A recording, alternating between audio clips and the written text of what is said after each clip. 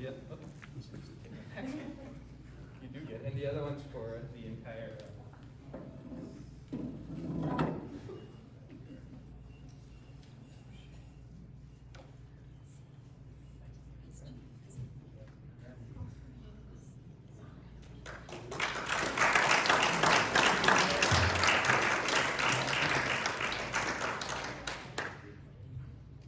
So Blair also had a unique set of circumstances because, as you guys know, he did a year in Loma Linda, and then I got this random email one day saying, wants to come back to Nebraska. And I'm going, wait a minute, we wanted you here, but we did.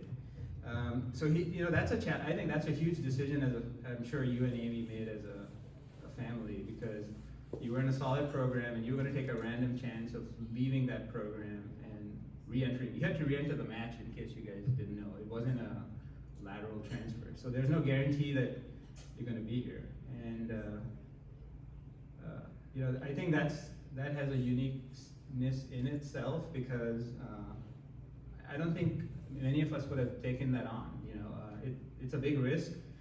It may have not worked out, and I'm sure he's glad it did. So I know who's glad it did is the dang Choco trucks in Omaha, because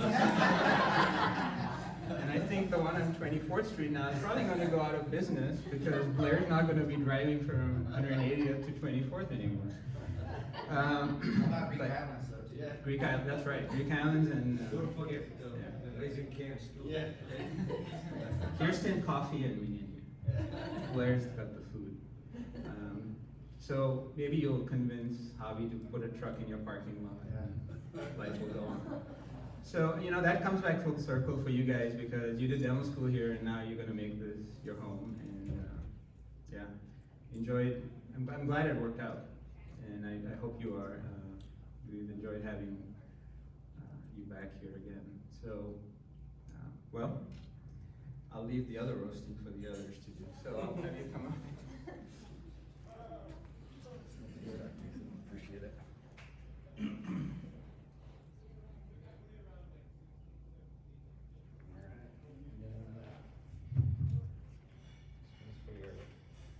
That's the Cheif one. This is for all 6 years of misery here.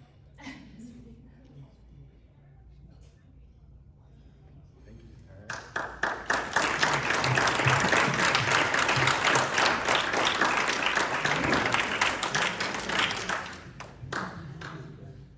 So then we have someone leaving us, other than Kirsten, and that's Scott.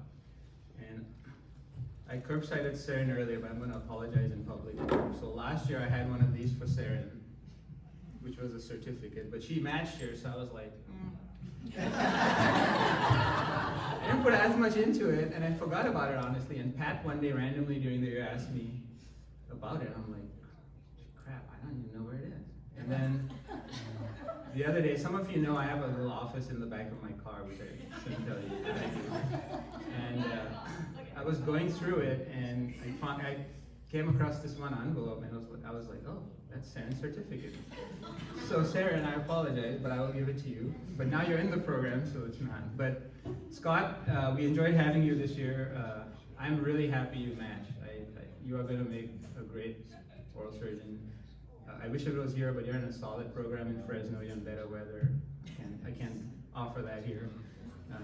But we enjoyed having you, and I hope you learned some things here. I hope you take the culture from here there. I don't know what the culture is like there, but you know what the culture is like here. And to me, that would be, other than what you learn in surgery, I think the camaraderie you guys have, I think take that with you if nothing else. So, I have a certificate.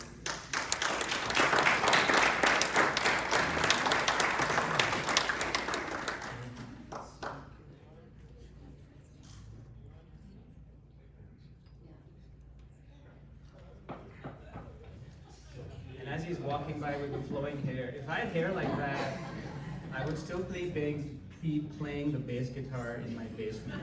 And I would not be standing here as an oral maxillofacial surgeon. So, thanks again for coming out. I'll let the other faculty, if they want to come up, say a few words, and then we'll get to the resident part.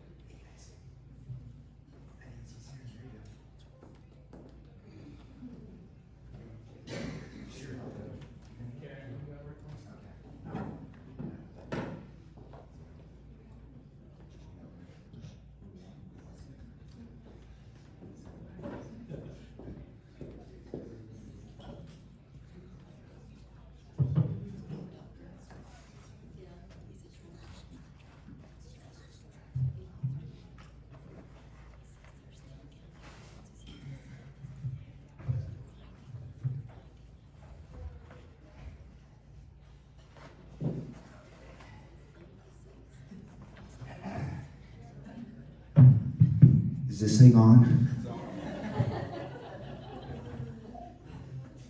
Well, if any of you guys know me, you know that I kind of have a little bit of a fear of public speaking. So this is like one of the things I dread most about the year, in a way. Just to start off first, I would like to kind of reiterate what Val said. You said all the nice things. Val, you're such a nice guy. Really good tonight, especially. But yeah, it's a big, I think this is a time where, we're celebrating Blair and Kirsten's accomplishments, but we're celebrating the year. Every year is special, every year is unique. And, the people working in the background that make it happen are our assistants and our schedulers, our administrators, our nurses, our medical receptionists, etc. It's a big, even though we're a fairly small program, there's a lot going on. We're a busy program, so we take care of a lot of stuff. And if it weren't for you all, I would be lost. So literally, so I wouldn't know what day it was. So it is. I think you're going to hear this over and over. Whoever comes up here, so just know that you guys are all very much appreciated. And that goes for the interns. Recognition. Scott Granger said, I kind of despise you in a certain way because you're too good looking. You're like, just kidding. But I told Nick, I go, God, he's like Keanu Reeves over there with that. So no, but we loved having you this year, and would have loved to have you stay, but we're glad that you're going to go to a good program. So, and same with just recognize all the interns and all the work that you guys do, and all the residents in general. So, you guys have done a great job. So. Well, I thought, I'm always kind of like last minute and kind of like to stay just kind of free flowing a little bit. And I thought, well, what am I going to talk about tonight? What do I want to, And I thought, well, I'm just going to keep it simple. I've kind of going to stray a little bit from my framework that I've used in the past years. So I'm kind of experimenting a little bit. So first off, I recognized, Blair and Kirsten, you guys, this is your day. You guys have both done a great job, and I'm very happy for you guys, and look forward to see what you guys do in the future. So thank you very much. It's been a great time watching you guys develop over the years. And then I thought it'd be kind of interesting to look back and take a trip down memory lane. So I went back to my dossier files, and I got Blair Racker's here. He's got a nice little face sheet. Don't worry about it. So Blair Racker, handsome guy, face sheet.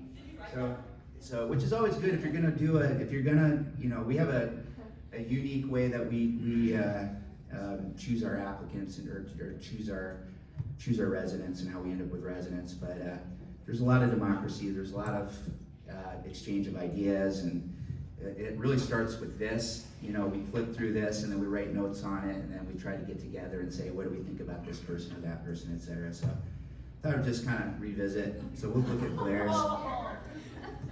So Blair, Creighton University, #1 in his class, Dean's List, 3.88 GPA. Went to University of Utah with a B in biology. 3.7 is kind of, But at Weber State, he had a 3.97 GPA. I don't know, padding his GPA there, went probably like 2 classes there. Professional experience, endodontic teaching assistant. Maybe he wanted to be an endodontist at some point in time. He was a tutor, volunteer, teaching Spanish interpreter. And then he was the vice president of the LDS Academy of Student Dentists. And how do you vice president that?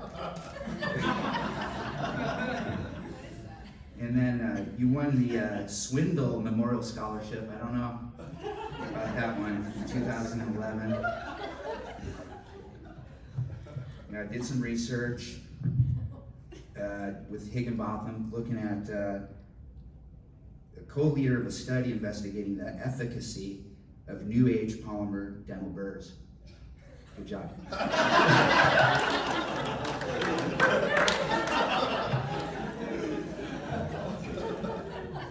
Did some externships. First one listed was Nebraska Medical Center, then Oklahoma, UT Southwestern in Parkland, and Loma Linda. Loma Linda. So this was the application for your first time around. You ended up at Loma Linda, by the way. So very good. I mean, just externships. We'll skip over the board examination score. Pat, you got to pass on that one. And then did that research. But I thought, okay, let's just go back and read the essay. We'll at least start off with the first paragraph.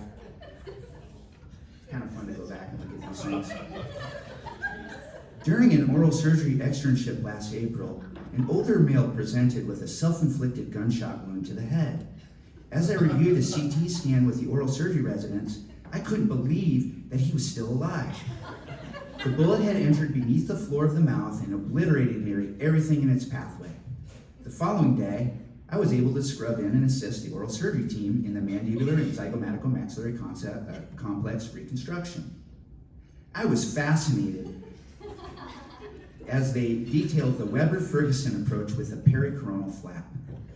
The oral surgeons worked in unison with the ophthalmologists and the neurosurgeons as they salvaged his left eye and removed pieces of necrotic brain tissue. That's a nice picture. Eventually, a piece of cranium was selected, split, and plated to seal the orbital wall from the neurocranium, which is a fancy word for somebody who hadn't gone to oral surgery training. Are you sure you wrote this? As the day-long surgery came to a close, the residents allowed me to staple the scalp closed over what looked like a jigsaw puzzle pieced together with dozens of plates and screws. This unique experience provided me with much more than a simple opportunity to witness an incredibly complex oral surgery operation. It solidified my desire and commitment to pursue a career in oral maxillofacial surgery. That's a great first paragraph. So you go on and detailed your things, and it says this is kind of important. I think kind of encapsulates kind of Blair's journey. It says several months you kind of bemoaning having to learn medical stuff, and then several months later, the stress of studying medicine was intensified by the birth of our twin boys. The workload of simultaneously caring for two infants facing multiple medical issues, secondary to prematurity, left me facing very late nights in the library and was my only option for mastering the material taught in class. Nevertheless, with each passing night, I slowly began to realize how much I truly enjoyed studying medicine. So that was nice. And then you ended off, I am confident that a residency in oral maxillofacial surgery will provide me with the ideal opportunity to utilize my talents and to satisfy my lifelong career goal of integrating medicine with dentistry. That is such a cliche. That's about every single person's, just kidding. But the melding, you captured it perfectly, by the way, though. That was perfect. I am eager to expand upon my experiences thus far in further training in order to maximize my ability to effectively treat my future patients. As a resident and throughout my career, I will remain fully committed to the advancement of the profession, and most importantly, committed to the patients who will entrust me with their care. Thank you for your time and consideration. So I thought that was you wrote a nice thing. So that's what kind of got you into the we liked you, and you wrote a good, had a good resume. So moving on to Kirsten. Kirsten came to us from Florida by way of Aberdeen, South Dakota, and right up there. And I was just going to tell you, Kirsten was probably my number one candidate at the time. I was really, I looked at her resume. I thought, very good. And she was different. Hers wasn't this. These are 2 separate years. So this is the next year. Okay.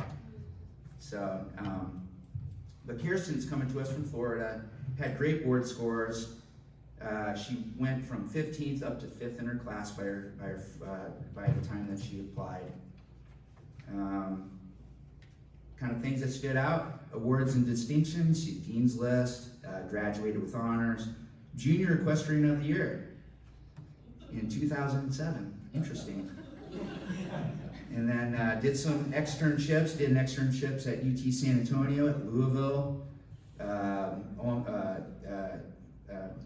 Nebraska Medicine, University of Iowa, and then you did some mission trips in Ecuador and the Dominican Republic.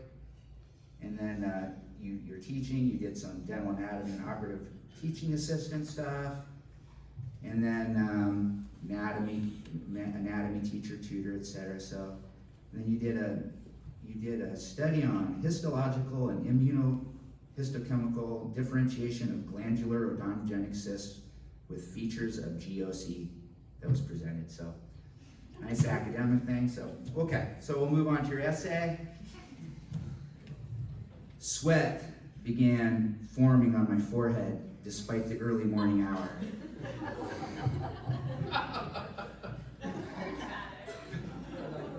I was attempting my first extraction in a dimly lit classroom in the Dominican Republic.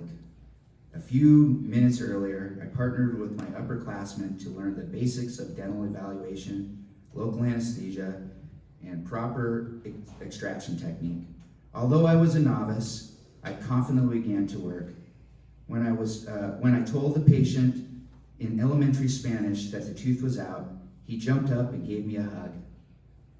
That satisfaction from bringing another was the satisfaction from helping another was unparalleled, and this feeling, coupled with the instant gratification of the extraction, continued throughout my week in the Dominican Republic. This experience confirmed my lifelong dream to become an oral and maxillofacial surgeon. Though the Dominican Republic mission trip will be one I will never forget, this wasn't my first exposure to oral and maxillofacial surgery, and I knew, undoubtedly, it would not be my last. And that's true.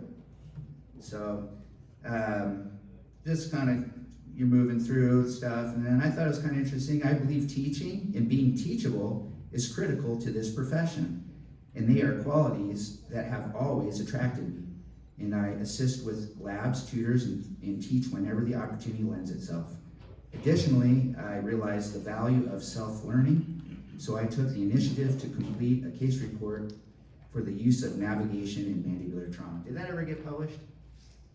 No, I don't think it did. You guys submitted it. I know, that's what Dr. Sand down at UF, So, and then you finished off, I believe my lifelong and recent involvement in oral maxillofacial surgery will make me a strong oral maxillofacial surgery resident, because I not only understand the lifestyle that lies ahead, but also have an intimate understanding for this field. I look forward to immersing myself in the profession I have aspired to be a part of for so long.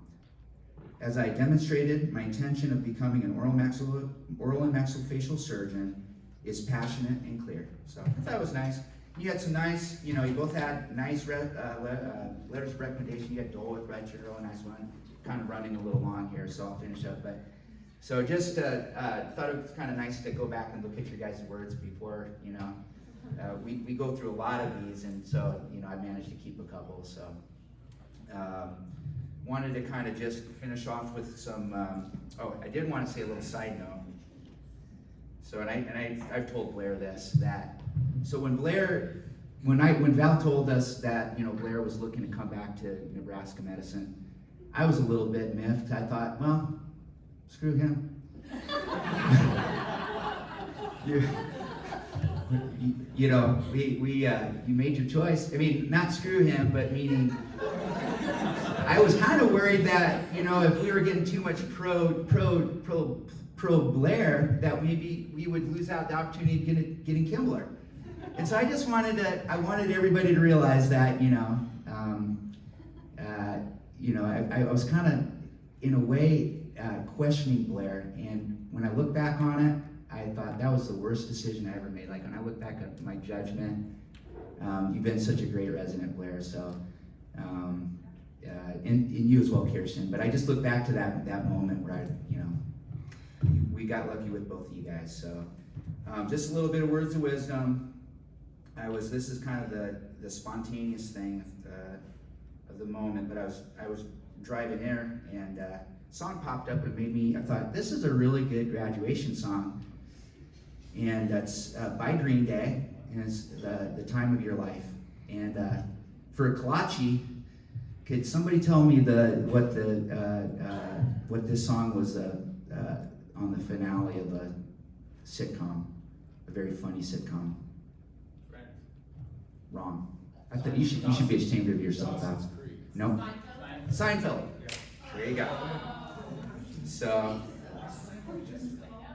you know that it's something unpredictable, but in the end was right. I hope you had the time of your life.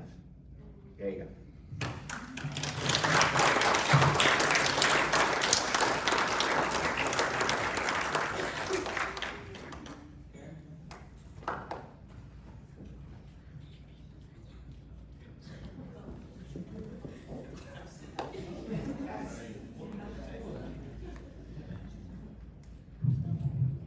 Hey brothers and sisters.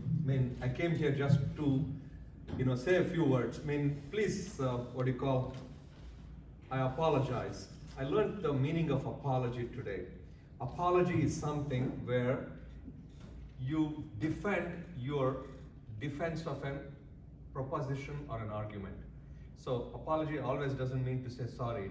It's not the same. So you do a defense of your thesis, like a PhD thesis. So I'm not going to apologize, so entertain me for a few minutes. Usually it's Dr. Huntrower who does all the speaking normally.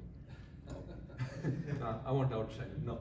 So Ambrose Paré was a great surgeon in, I think he was born 1550, but nobody can tell you where exactly in Paris or France he was born. Paré, P-A-R-R-E, if you would ever look up. So just like last year, the virus came from China or wherever it was. So the fireworks or the gunpowder was invented in China. So when gunpowder was invented in China, they started using it as a missile issue. It is very essential for especially maxillofacial surgeons to know that, how gunpowder was being treated. So the French army, they fought and again, so they would put hot boiling oil to wounds of gun powder injuries. So somebody shot you, that soldier would get hot oil into that. Either if he didn't die of infection, he would certainly die of that pain for sure. But this young guy, Ambrose Paré, the reason I say that is, we have this maxillofacial surgeons as a identity have this imposter syndrome. At least if you go to any other association meetings, you always have this. Because we are just behind the second molar surgeons, that's what people say. That's not what we are. We certainly are not that, So Ambrose Paré graduated because like his father, like his brother, I would say, I'm just making this up, Blair. Don't think I didn't research it. So Ambrose Paré's brother went to barber surgery. So he couldn't get into medical school in England, so he came to, in France, where he was from, he came to England to do barber surgery. So barbers and people who entered medicine could get into the same school, were taught same anatomy, like Creighton, the correspondence course is still active. So the barber surgeon could be signed off as doctors at the end of the few years. They could go practice whatever they wanted. So, in fact, barber surgeons did more wonderful surgery in the wars, the French-Spanish wars, the French-Turkish war, whatever you talk about, different wars. So Ambrose Paré, coming back to this guy, there is a parallel between that person and Blair. That's the reason I'm bringing this up. So whenever I read history, I love surgical history. And Ambrose Paré one day ran out of oil, boiling oil, back in China. They were fighting, the French was fighting Far East, different Mongolian. So around 15 something, I couldn't tell you the dates, 38 or something, take it, whatever. So Ambrose Paré ran out of oil and he used egg yolk turpentine and rose water into these wounds. But he was so disturbed he couldn't sleep, Blair, for a few days. So he came back late in the night, early in the morning, to check on these people. Were they in real pain? Have I not done the right thing like everybody told me? Vesalius, the biggest surgeons in the huge era, told me how to treat shot injuries.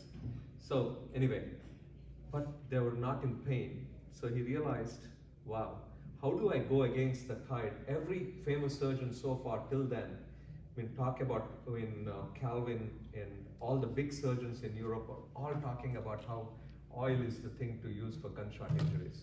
But egg yolk is what they used, and then there was no pain. Like that, Blair, there were many nights, many mornings, Amy, thank you for everything, I really owe it to you, Dan Blair. He would turn up late in the night. The Christmas Day, when we had the young family opening presents in that room, your twins, Bentley and Bailey, you remember? Remember that day, Christmas Day? Yes. So you came and you looked after the guy with the pain. Ambrose Pare was a barber surgeon, so he was not taught Latin. So he had to read all the surgical books which were written in Latin, or somebody had to translate it for him. But Ambrose Pare wrote like the biggest volume of things. All it made him stand out was his observation, patience, listening, and kindness. And every sentence Ambrose Pare ever said was, when he treated, I think, a case of piles or ligation, ligation of an artery in an amputation, he had not invented it. But when he wrote all his volumes of books, not in Latin, the first set of surgical books, he had used somebody else's technique, and he ligated multiple amputations, and he said, I owe it to 50% of my effort, the other 50% is God. I know you're a believer, I'm not, I'll tell you, but I try to do my 50%, to the dot as far as I can. But you go out to the other side. And I'm not self-praising here, I'm trying to tell you how you make that extra effort. The hours and the days and, when we were not the real surgeons, we were the barber surgeons in the Banquet Center, you did everything, man. Blair's picture was there in Buffett ICU where we had all our patients for 9 months, 3 times 3 months, and Tyler's was the other 3 months. So 1 year, the entire new Buffett Cancer Center, we had an oral maxillofacial resident as the best doctor, in the entire unit. So Ambrose Pare, like you, did not forget all that. He never used Latin to gloss over patient. He never used, adjectives. When people use too many adjectives in a sentence, I block them to see what they're really telling you between the words to tell you the message. Oh, wow, you're such a wonderful guy. Remove all the adjectives always. You end up with only the guy in the sentence. So forget about it. So you are like that. You never care for adjectives, Blair.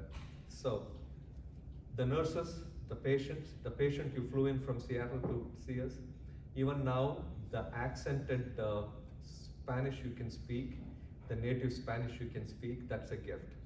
Honestly, you did everything there. It's more than surgery. It is that, what Ambrose Pare, said. It is the 50%, the other 50% is God. So same thing, just like COVID, just like this year, Ambrose Pare was treating the French king, and the lion came out and gouged I forget who that is, either the king himself or the king's daughter, the lion. So Nostradamus was around there sometime, obsolete guy, He said, okay, the lion is going to bite into the golden ear or something. I forget the Latin words, and anyway, I'm Indian, I'm stupid as hell. So we can't talk, much. So what I meant to say is that con of Nostradamus, even though came in, I know I'm not offending anybody, but anyway, Ambrose Pere persisted till the end to desimplify what people said about surgery, medicine. Medicine is always jargon. Just because I went to school, I want to show off and tell, bigger words and bigger sentences. Most patients don't want to listen to that.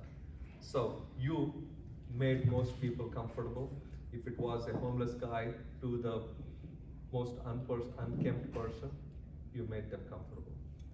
So can I tell you, it's not what you learned in these 6 years, even though you went to the best schools, Creighton and University of Nebraska and other things, but what you bring, the tray which you carry those, all those credentials in.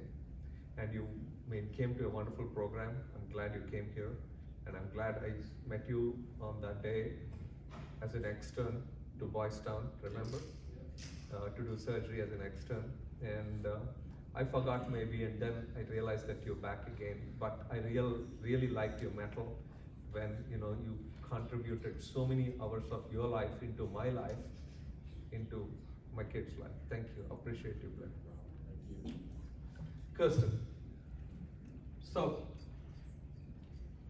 it's not Ambrose Pere we're going to talk about. We talk about another guy called, have you heard of how piles, the word piles come from pillars and hemorrhoids, so, yeah. So, actually I'll tell you the sentence, maybe it's inappropriate. Piles, like hemorrhoids, were, most famous literature, English people had piles, and especially Charles Dickens had piles. He sat and wrote a lot, even though it's poor. So pilar means descended walls. So, the reason I say that is, that's the Latin term for that, and nobody knew how to do piles.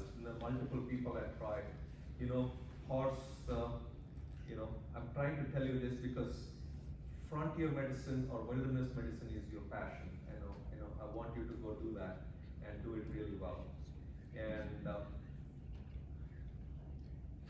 when you go do all those wild things in a different Dominican Republic or Guatemala or somewhere, read old books, not the new books, not the fancy MRI like Dr. Tisa was telling me about the neurosurgery MRI. So what you need in that time, which you have as a quality, is you have the intuition and the boldness to attempt something. So use that, but read an old book. So new ideas come from old books, majority of them don't invent anything. So when you treat hemorrhoids, the grass outside, if you dry the grass and tie it, and then that is the best thing. Horse hair, wonderful. And that's how the word seton, I'm sure all of us have done setons, right? In hemorrhoid surgery, the fistulas and other things. So what I meant to say is use the old book who's just arm length to your left. Use that person, use his knowledge, and I'm talking about you, Con. So what I meant to say is, I hope that confidence oozes out, and then you do the best in whatever you want to do. Okay? For both of you, we are always here, and we're just a phone call away. You both have taught us a lot, and I hope, in my humble ways, I'll always be there if we ever meet and we ever meet. Thank you very much. And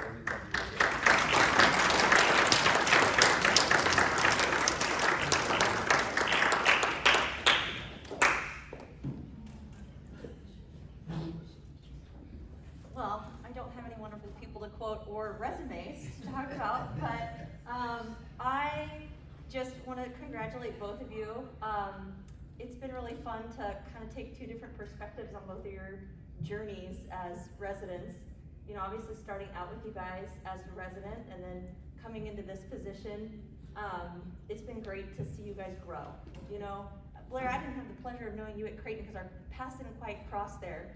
But I recognize what Jason said about when you came back into the match for us again, thinking, okay, well, it's a different situation, but certainly all of us are so glad that it worked out. And we always use you as an example of why Nebraska's so great, because obviously you knew what you were missing out on, and you've added to that dynamic so much being here and being part of the program. So, you know, it wouldn't be the same if you hadn't come back.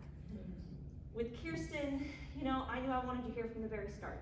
You came out to Extern and got along with everybody and were so smart and driven. And, you know, I definitely fought for you to be here, and I'm glad that you ended up here too. You know, this year, we've had to kind of go about our friendship differently because we've always been very good friends. And I hope that when you're out in South Dakota, and if you ever need, you know, more of a friend than an attending, that I'm somebody you call. But I've really been appreciative of you guys, both of you welcoming back me in a different role. I was definitely looking forward to working with you guys in this role, and Nick and Adam as well. And it's been good to see you two, you know, come through and be where you are, because they're my little baby interns, so I feel parental towards them. And you guys also, you know, Jesse and I tried to fill the gap for, you know, your intern year and all the struggles you guys had going through that. But it's good to see you guys, you know, getting here, and hopefully you go on with good memories from the program. And so I thank you guys for welcoming me back. You know, Blair, you've made me feel like I made the right decision a lot in how you welcomed me and encouraged me that, you know, that I've been a good part of the program and the role that I'm playing. So I appreciate that. But, you know, also too, you know, Jason, Val, Srini, certainly Dr. Ruskin as well, and everybody who, you know, made it possible for me to be here, and all the staff every single day that's accommodating me and, you know, welcoming me and, you know, helping me to grow in my new position. You know, I thank you guys for all of that. So I'm glad to be back. It feels like being home, and hopefully you guys will always remember this place as home too.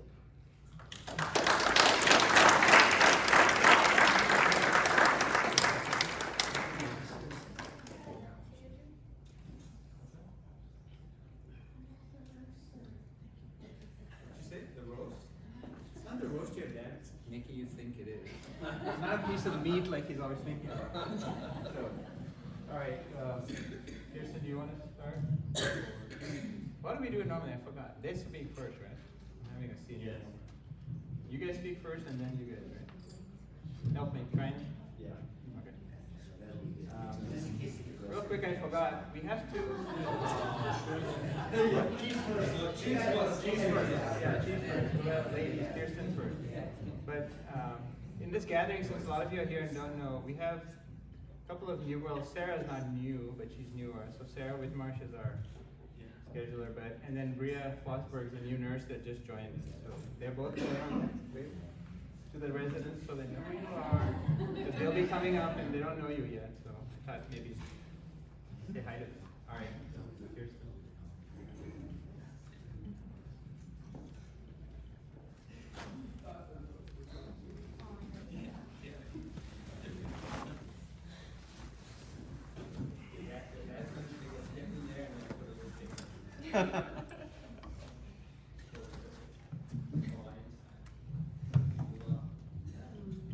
Well, it's really nice to see everyone's faces for once. I think Blake's not here tonight, but I don't even really know what the bottom half of his face looks like, and he's my intern, so. And he's very good about wearing, yes, but I was like, man, he's so good about wearing his mask. So the rest of you usually get a peek every once in a while. So it's been kind of a weird year. Yep. You know, I think that the one thing you always get to share with your co-resident is what you had to go through. And a couple of things are notable for Blair and I. I think that Blair had Stockholm Syndrome with Missy, but I still remember our first year. And we don't need to go into any details, but it was very hard. And then this year has been hard for a lot of people. So many people either had COVID this year, somebody in their family got COVID, you know, someone who was really affected by it, and then everything that was going on in the news. I know that it was really you know, it was really hard for healthcare professionals this year, our specialty included. You know, those first couple of weeks we got shut down when we were in our 5th year. I was going crazy at home. I live by myself, so social distancing was really fun. I was calling my dad like 3 times a day because he wasn't working and I wasn't working, and we're not really, probably shouldn't talk that often. So we were feeding off of each other. So, but I will say, something that was my saving grace during that time period was getting to come to work. I mean, at that time, you know, most of our upper levels, we were only working 1 week out of the month. And I have never loved coming to work so much. So, not that I don't love it now, I do. But man, it was like my social time for a little bit of the week. And we all got through it together. And there's, like Dr. Disa said, so many people, like you all had to take on additional burdens this year because of COVID, and like we are so thankful for that. From the residents to the support staff to the attendings, there was, you know, so much extra that was involved with us being able to get to learn this year, and I can't express my gratitude for that. And even if we hadn't had COVID, don't worry, I notice how each one of you care. I know that sometimes I kind of have a bad day, maybe I'm a little bit blunt with people, but I notice how each one of you cares about the patients and how you care about us and each other.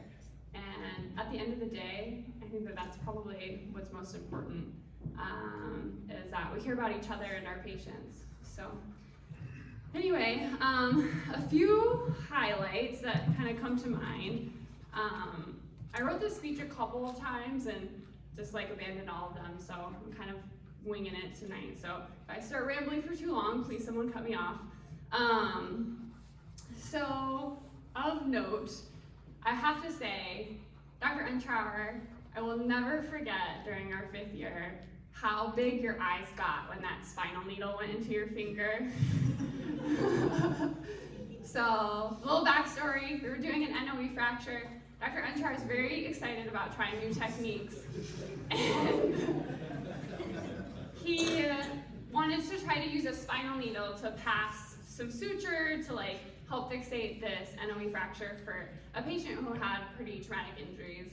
And somehow, I don't know if he like pulled it back, but it like flips out into the air and you see it like spin wheeling, and then you see Dr. Untrauer like try to catch it. And we're all like, and it was me and Dave Keenan in the OR, and both of us were like, this is not gonna end well. And it really does, it lands in his finger like this, and then he's just staring at me and Dave were like, that was really comical, but we can't laugh right now. And so, and he was like, We were laughing hysterically. I did not laugh at the time, but I probably laughed inappropriately hard afterwards. And I do like telling that story. I probably have told it too many times. So I will never forget that. Whenever I have a rainy day, I think about that moment. And we were worried, I was worried about you, just so you know. Getting stuck with that patient, so. Anyway, Dr. Disa has a lot of quotes, and one of them being, we all know this, so the best compliment that you can get as a resident is, I'm strangely aroused right now. And like, I remember the first time hearing that on externship, I was like, what is going on? I was like, this guy, I don't know, like he may not get to be on staff when I'm still here. Turns out Dr. Disa is loved by everyone, so he can say pretty much whatever he wants. So in order to keep this a little bit briefer, I'll not go into all of his euphemisms, I'll save some of them for the other residents and things like that. Dr. Tucker, you know, this was, like I said, such an interesting year. It was really great to have you as a first-year resident.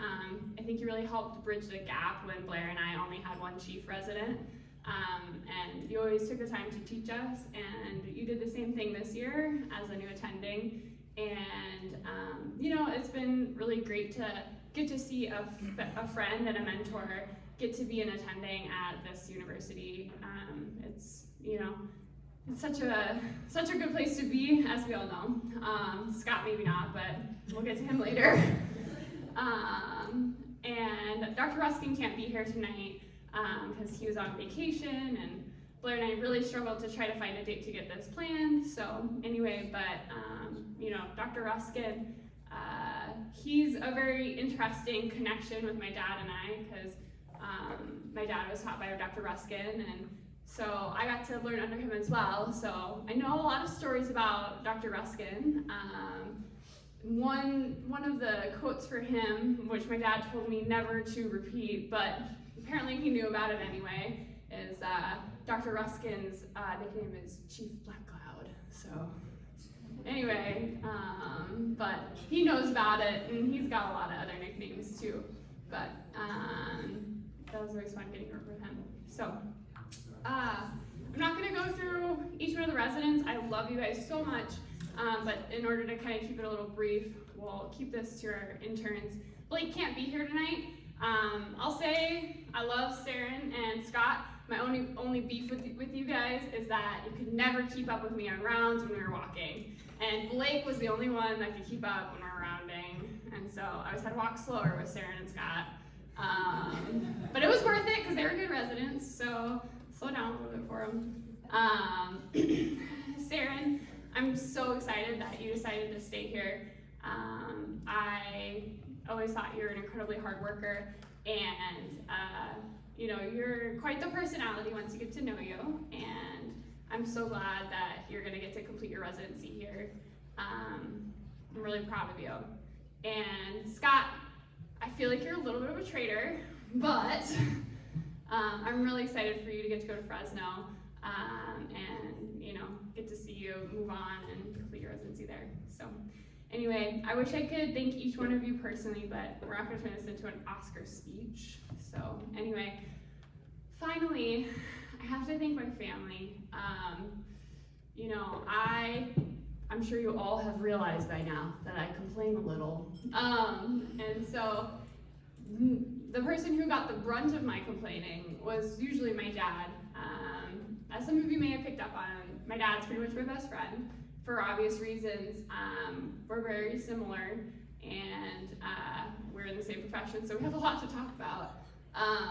And I'm just so thankful how supportive he's been over the last 6 years and before that.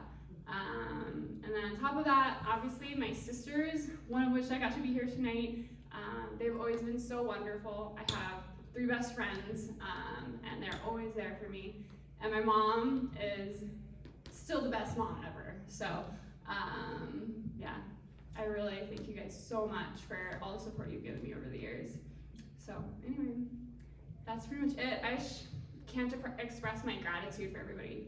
It's really been a great 6 years, and you guys all made that happen. So, thank you.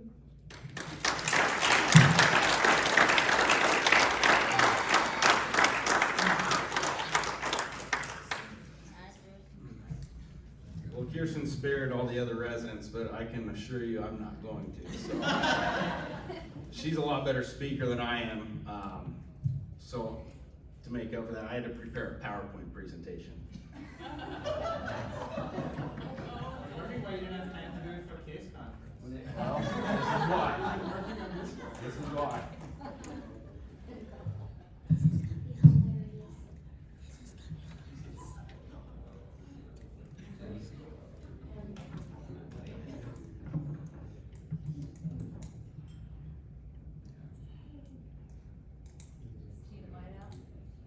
Let me see here.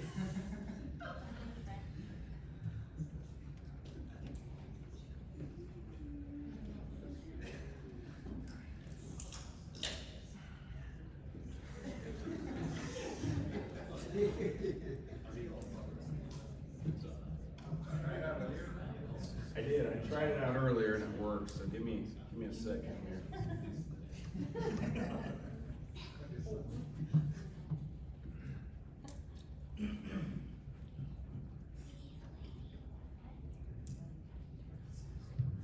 Hold on a second. Let's see here.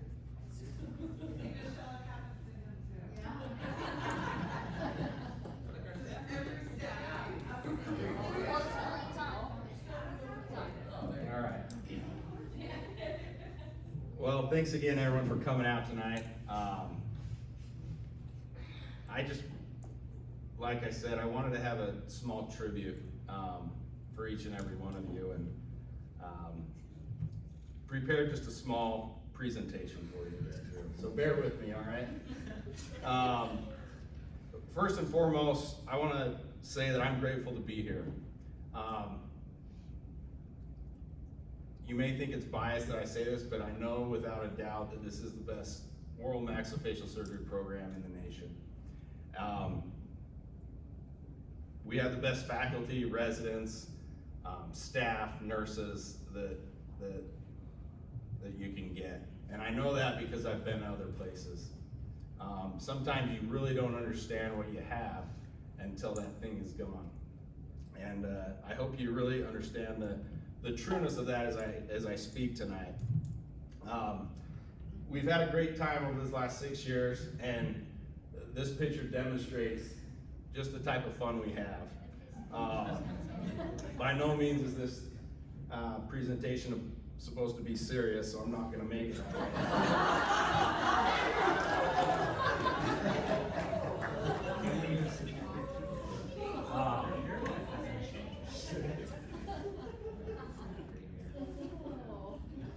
I lost my notes. Did I leave them at the table? Oh, there we go. All right. So Dr. Disa was left the womb with a full-grown mustache, as you all know. He really has been someone that I've looked up to since day one in the program. Something unique about him that between him and I, we don't talk about surgery a whole lot. We do a lot. We do a lot of surgery together, but we're always talking about food. And one day, he's really got into cooking these last few years and has become quite the chef. And he tells me about all these recipes. And I served a LDS mission in Mexico and tried a lot of good authentic food. So I would mention these foods to him, and then all of a sudden, 2 weeks later, he'd bring this little Tupperware to work. He'd kind of look behind his shoulders and then stash them to me. He said, "Try this out. It's that birria you were talking about." And so he would go home and make all these recipes I was talking about, and they would taste so authentic. One of the big things that he got me on, he jokes about the taco truck. He's the one that got me on it. He told me about this taco truck down on 24th Street. I'm not kidding. I've been there. I mean, I can't tell you how many times we've been there. But apart from the tacos, he talks a lot about kebabs. And they're these kebabs that are spicy, they're made of lamb, and it started to turn into a thing where he'd motivate me. He'd understand that, we get bored talking about surgery, so if he can tie in some food, then we can get more accomplished. So he'd sit and we'd have bets during a case of, hey, I'll bet you a kebab that my side is better reduced than your side, or things like that. And one day, I racked up probably, a dozen kebabs, and I kind of realized that all these bets that he makes with me with kebabs, they're all one-sided, because if he were to lose, I don't really have anything to give him. So one day I said, "You know what, Dr. Dees, I want to try your kebabs. I want to try them fresh. How are we going to pull this off?" And so we kind of started brainstorming, and before you know it, I had loaded up the Traeger in the back of my ambulance. And we're sitting there burning through patients in the morning, just trying to get through them all, and everyone's like, "Why are they in such a hurry trying to get all these patients out?" 11 o'clock, he's like, "Blair, get it fired up. I'll take care of the rest of the patients." I run out, fire up the Traeger, and he pulled out all these kebabs that he had stayed up the night before making, and it turned out to be a fun experience.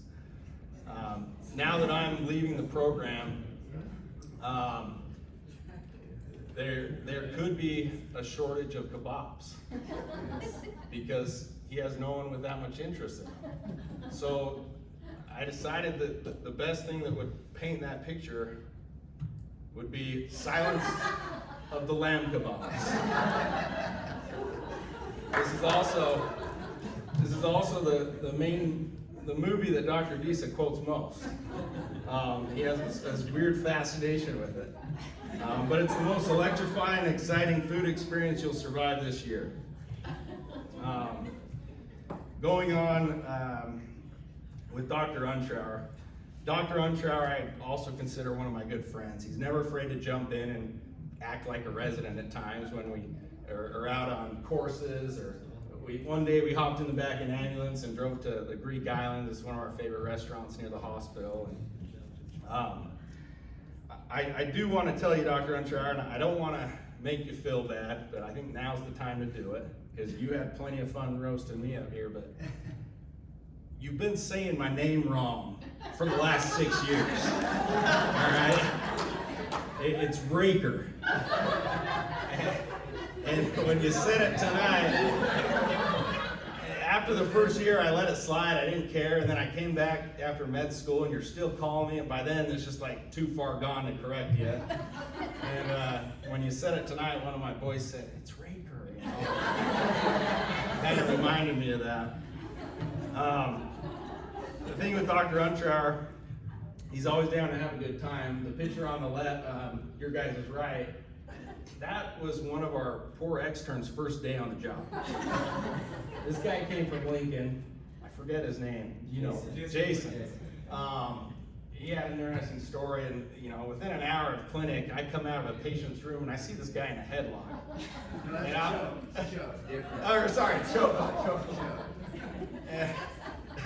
I texted everyone. I said, "This guy's first day is going pretty well, as you can tell." One of my favorite experiences with Dr. Unschauer, and a lot of you guys will probably agree, is about a year and a half ago we planned a Christmas party at Dr. Unschauer's house, and Monica and Dr. Disa and Dr. Unschauer and everyone, we really put our heads together and had one of the last real fun get-togethers before COVID happened. This was a fun night that I'll always remember just because of the environment that was there. This was a leg lamp that I had made Dr. Unschauer for hosting the party. Yeah, if you do it again, we want to get invited.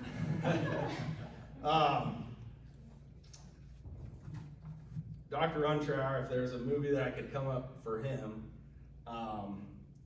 you know, as you saw, he's really into karate, jiu-jitsu. But There's a difference. recently, I don't know what happened, but Dr. Unschauer, he has a great smile, but one of those front teeth is actually missing. He's gonna show you right now. And so there's a new movie out. It's called The Karate Kid.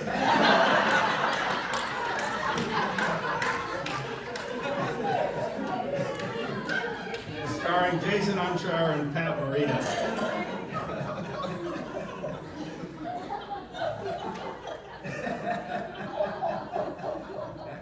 That's not Photoshop either. No, that is Photoshop. Well, moving on to Dr. Tucker.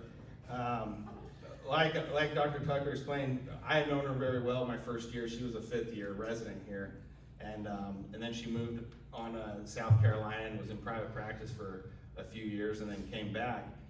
She had started kind of mid-July, but still getting her clinic up and going, and you know, getting her schedule all in line and everything else. And when she was finally kind of full-time ready to go, she got thrown on trauma call.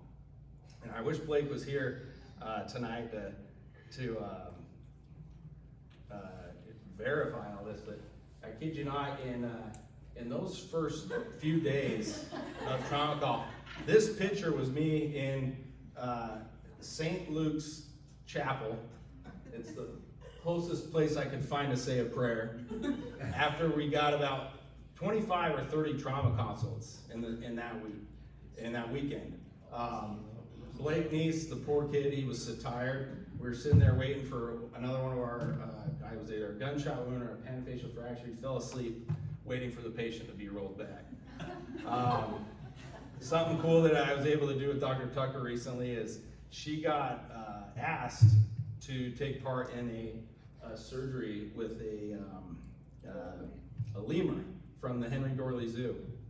And so we went on, I was glad that she asked me to help her because this was a really fun experience. We went to this veterinarian hospital over in West Omaha, and what they did is they had the lemur in the cage, they put a seal around it, and then they gassed it with SIBO. And so they gassed it, and these are the vets doing all the anesthesia and everything, and we get it unconscious there, and then they hurry and intubate it, and here the guy is intubated, and it's kind of laying there, and I kind of took a few pictures of it while he was sitting there intubated and things like that.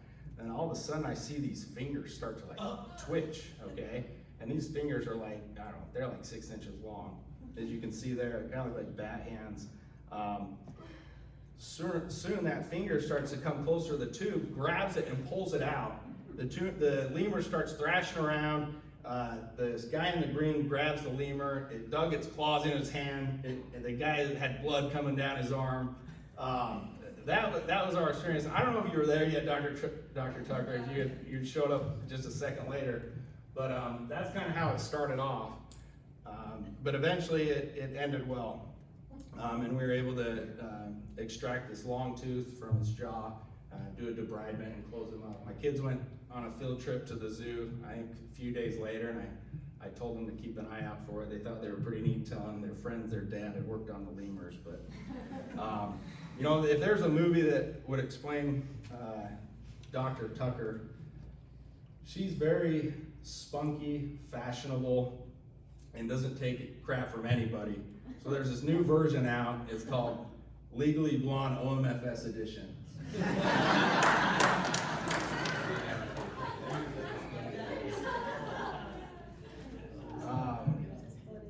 Going on to Dr. Ruskin. I snuck this picture. I can't tell you how many times I've been over to Dr. Ruskin's house to move a fish tank, or I'll tell you some other reasons I've been over there. But Dr. Ruskin was a flight surgeon in Florida for NASA, and is very proud of that. He has taken a lot of trust in me, and we've kind of developed a good friendship. Well, one night he left clinic sick. I think Blake took him to the ER actually, and he left his Beamer in the parking lot of the VA with the keys in it. And later that night, I get a phone call from Lori, his wife, and says, "Hey Blair, Jim's sick." And I'm sitting here like, okay, call call 911 maybe? I mean, what do you want to say? He won't let me. He needs fluids, and he needs them quick. I'm like, oh crap. So I go out, and sure enough, I can't find my keys, so I have to take the ambulance.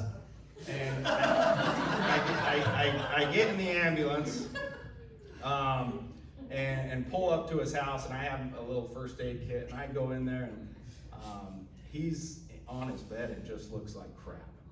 He's just, his eyes are closed, he's like, you know, sweaty, and I'm sitting here like, oh my gosh, like I'm kind of nervous right now. So I take out my stethoscope. It's the first time I've ever used it. Listen to him, and he says, "Give me some fluids," and he says, like, you know, right wrist. And sure enough, I look down, there's a big hose of a vein there, and as I'm doing that, I'm putting the IV in, and there's this huge sawed-off shotgun on the side of his bed. And I'm sitting here like, if I miss this, or if I mess up, I know exactly what he's gonna do with that shotgun. But Dr. Ruskin's always been a good friend of mine, and I appreciate all his knowledge and experience that he's taught me. There was a recent movie that came out starring him. It's called Apollo 13. All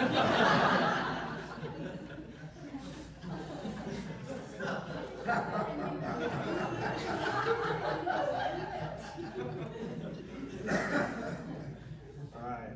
That's my answer. Last, certainly not least, Dr. Chandra. This picture was taken one afternoon when he took us to lunch at the Buffett Cancer Center, and it's Alston and Hayter. And Hader is a guy from Canada. He kind of came here to get more experience in microvascular and head and neck oncology and reconstruction. And these four guys in this picture, I mean, we got really close. We were together for a while. This was, you know, Alston was pretty new as an intern. I was new as a 5th year. Had a lot going on my plate.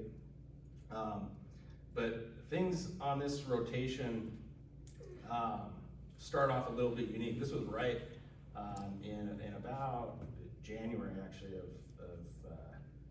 2020, and Hader calls me. And again, I don't know why people call me for fluids, but he was sick as a dog. So we show up to his house, and I guarantee it was COVID, and this was before COVID was cool, you know.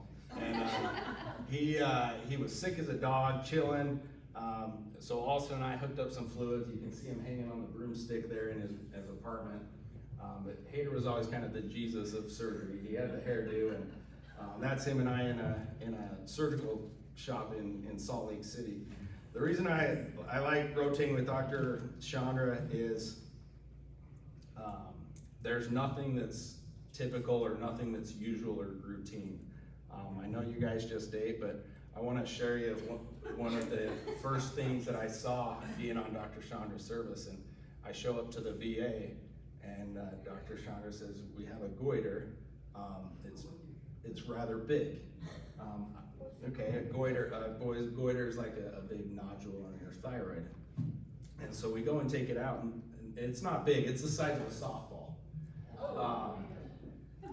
Dr. Chandra's not afraid to tackle the hard cases, and that's what I love about him. He's very good with his hands, and I'll show you some other things.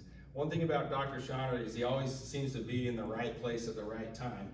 As Alston and I were on this service, I mean, I tried to teach him as much as I could, but I also had a lot of nerves at the time because we were dealing with really sick patients.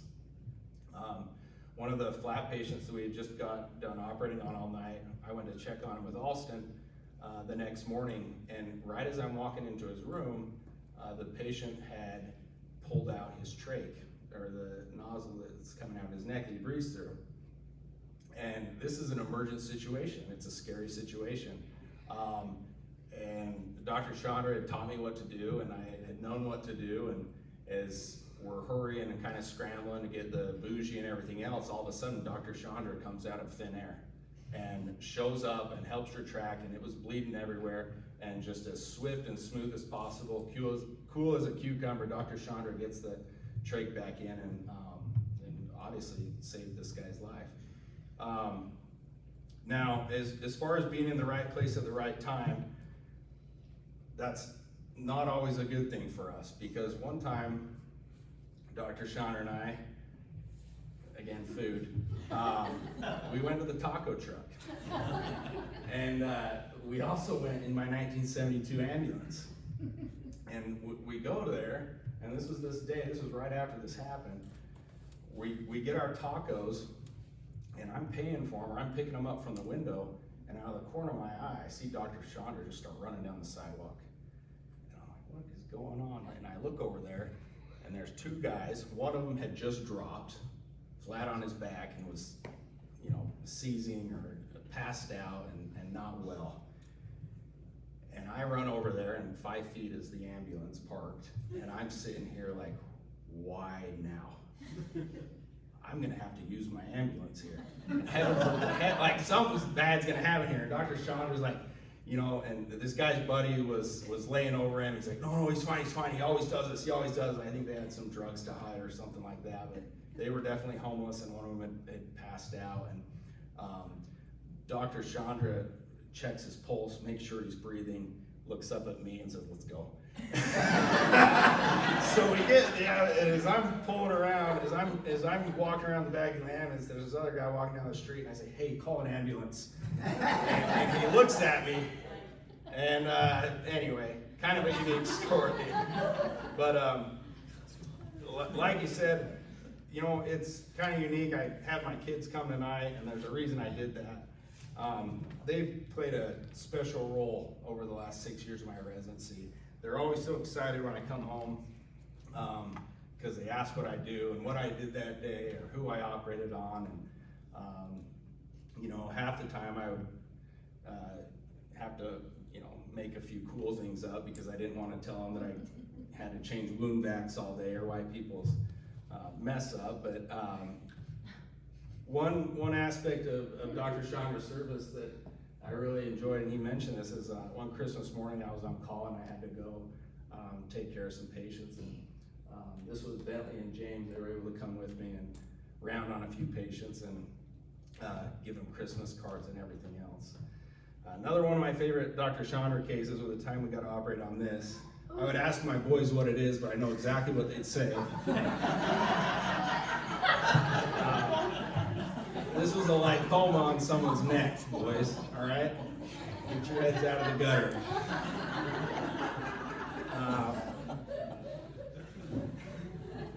Anyway, I have a few things to say about Dr. Chandra as well as the rest of you, but I figured I'd have to write it in words because I'm not a very good free speaker.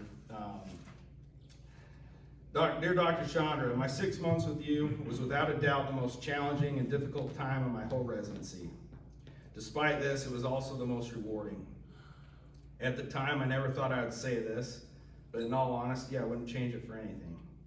You taught me the importance of hemostasis, only allowing me 1 lap per neck dissection. I think by the end of my 6 months, I could do it with about 4. You taught me the importance of being that one special person that head and neck cancer patients must trust in. You helped me understand that as hard as patients as they can be, we are their only hope. I watched you extend an invitation to a patient to sleep in your very home so they wouldn't have to travel for 2 days for their next follow-up appointment. As the saying goes, you'd give a complete stranger the shirt off your very back. You're a genius, a highly skilled head and neck surgeon, and a forever friend. These are 2 patients that we grew really close together with Dr. Chandra. My boys still talk about him. I think this guy on your guys' left was a 90-something years old and still flying airplanes. The guy on the right was Paul Buttmeyer, who's since passed on, but these are forever friendships that I'll never forget. Dr. Chandra, as you can see, he does not hesitate to take on the scary anatomy, the difficult cases, and if you guys are look out for it this next year, you'll be able to see him in Grey's Anatomy.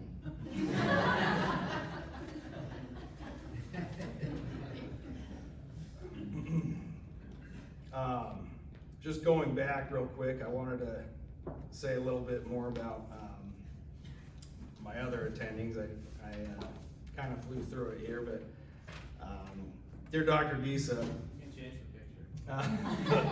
I'm going to keep that up there actually. Dear Dr. Gisa, 7 years ago I emailed you stating that I humbly made a decision that ended up being the wrong one.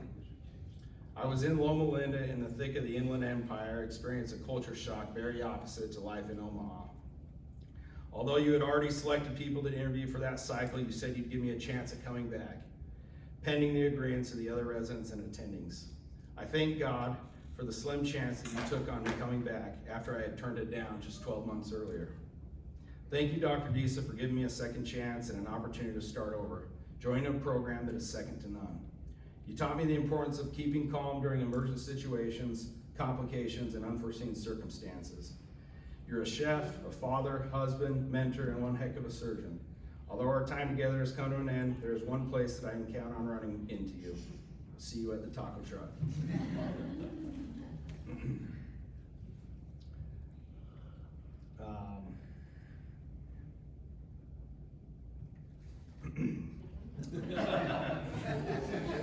Dear Dr. Unschauer, thank you for showing me to never step down from a challenge, no matter how daunting it may seem. You've taught me how far you can extend the limits of ketamine in clinic. I'm being serious in this comment, as this has been a valuable lesson I can incorporate in my own administration of anesthesia in my future practice. Thank you for the countless lunches you paid for at Greek Islands. You're a father, a friend, a patriot, and a fearless surgeon. Thank you.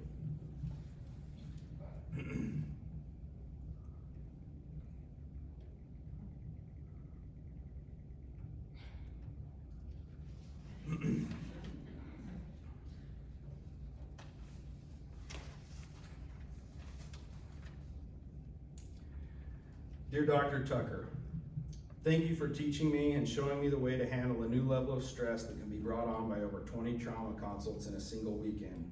As a new attending, you demonstrated a fearless demeanor in assessing and carrying out the surgical needs for the reconstruction of these trauma patients. Thank you for showing me the importance of not skipping corners, paying attention to detail, and so much about implants in the short time you've been here. You're highly specific, energetic, a leader, a doer, a surgeon, and a great mentor. Thank you.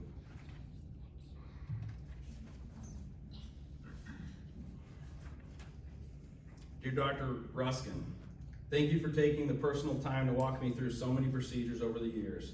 No matter how old the attending or how young the resident, you showed that there doesn't have to be any disconnect or barriers between that relationship. You showed me that the resident-attending relationship can extend beyond work, and I'm thrilled that you would consider me your on-call physician. However, if it involves anything cardiac-related, GI, loose stools, or anything more than administering IV fluids, I suggest you call a real ambulance. You are the implant wizard, a mentor, a great friend, and an experienced surgeon. So my attendings, thank you once and for all for everything you've taught me. I owe it all to you, and you are what makes this program great. Now on for the residents.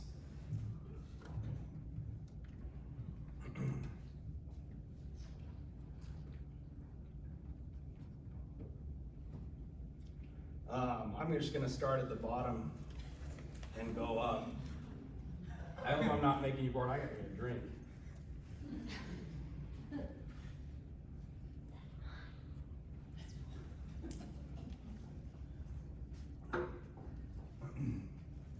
The interns, Scott Granger, Sarah Lee, and Blake Neese. You guys are a heck of a crew. You're a great trio. You guys work so dang hard. And coming from a chief, that means so much to me.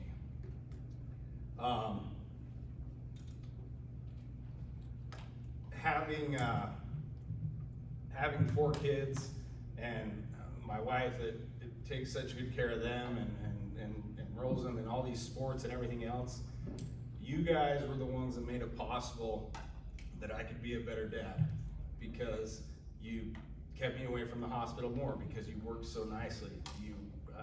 I can trust you so much, and you get so much done. Again, I've taken everyone to the taco truck. It's really the only memory I'll remember forever. But one fun thing that Scott and Blake did, we tried to get Saren on board, but she wasn't having it. You can see in this picture, I'm wearing crocodile boot, or I'm wearing ostrich, Blake's wearing crocodile, and Scott's wearing lizard, all PETA friendly. Boots in the OR, and after a while, I noticed Scott and Blake started getting really close. And maybe on a not so normal level, in my opinion, but one day, Black Friday shopping, wives love Black Friday shopping, right? They love shopping together, and you know, girls love shopping.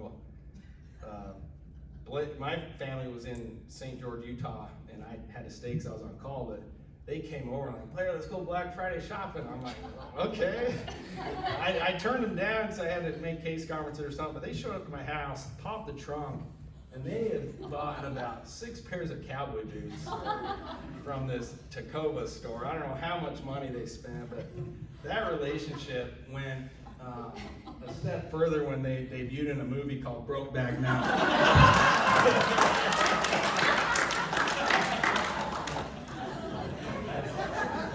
Don't worry, Sarah, I'm not letting you off the hook. Olson and Vivek, they're another 2. I'm telling you, I'm so impressed with the residents that we've had these last 5 years that I've, you know, from me down. Just a solid group of guys and gals, Saren, and you know, my Chief Kirsten, or my co-Chief Kirsten, but we, talking about Olson and Vivek, you would think that being in this profession and seeing all the trauma and the accidents, you'd be a little bit more careful when operating machinery.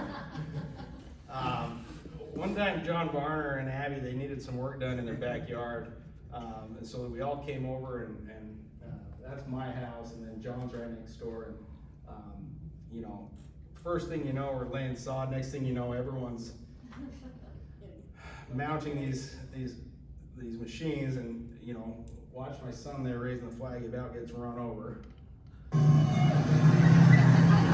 There's me making Austin. Austin's the only one that can fit in a kid's go-kart. Here's how that ended. Oh, here we go. Coming around the corner. Chris Trinan's driving the golf. I don't know what my kids were thinking. Where's the corner? Here comes B-Bank. It's a close lead. He's coming in second. There's Omar behind him. Chris forgets that there's 2 laps. Almost runs over the plate. There goes Omar.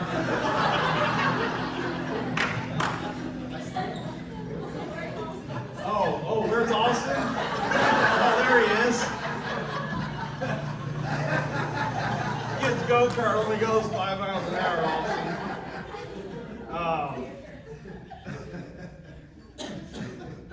You know, the thing I like about B-Bank and Austin, besides their good friendship, is B-Bank wasn't afraid to take things to the next level.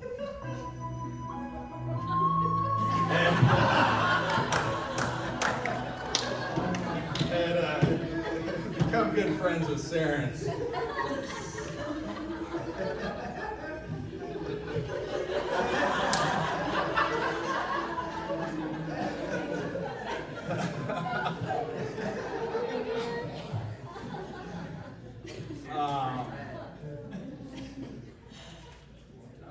Sorry, B-Bag. That actually makes me scared because he has a sharp tongue, and I know he's gonna slaughter me after. But, Chad Sloan and Omar. Chad's also a good buddy of mine, and Omar's just a great co-resident of his. They work really well together. Chad, there's something about Chad. I swear the kid could sell snow to an Eskimo, and always talking about money and the white coat investment or whatever it is. Chad recently starred in a movie called The Wolf of Wall Street, PG version. And his co-resident Omar, they did a documentary on a honey badger. Omar may seem quiet and happy and always smiling, but he's a little warrior, okay? They got the, oh, I didn't read that. That's an anal stink pouch. I didn't see that one. But strong jaws and sharp teeth capable of crushing tortoise shells. I'll tell you one thing, don't mess with Omar. It's a good thing Chad's there to balance things out, but he can destroy you pretty quickly. John Varner and Chris Trinan, also 2 great residents, fantastic pair. John and I are really close. As I mentioned, he lives right next door to me. When John started out, almost 4 years ago, one day he called me, and it was really early, and he sounded kind of shaken up and out of breath, and he said, "Blair, I need you to come get me. I've had an accident." And I'm like, "Oh my gosh, I'll be there as soon as I can." Sure enough, I go there, and John was rear-ended on the freeway going, the car behind him was going like over 100 miles an hour, I think. John was going the speed limit. It threw him off the freeway and down into a ravine. He rolled multiple times. I mean, all joking aside, he probably could have lost his life. Going further into that, a few weeks later, John knocks on my back door, and you know, we have a secret knock and stuff like that. But he's like, "Hey Blair, I'm studying for step 1 and things like that. And I swear my heart just doesn't sound right." And I get out my stethoscope. I guess I had used it one other time. And I listened to John's heart, and I said, "Yeah, that definitely sounds like a murmur and some aortic regurgitation. You know, just like he said. You know, he nailed it. Like I think you're right." And so we had got him in with an internal doc that I was rotating with at the time, and long story short, I'll let him save that for his graduation, but he underwent a serious cardiac procedure and a graft to fix his aortic valve. Now going back, the reason I show this picture is how serious this car wreck could have been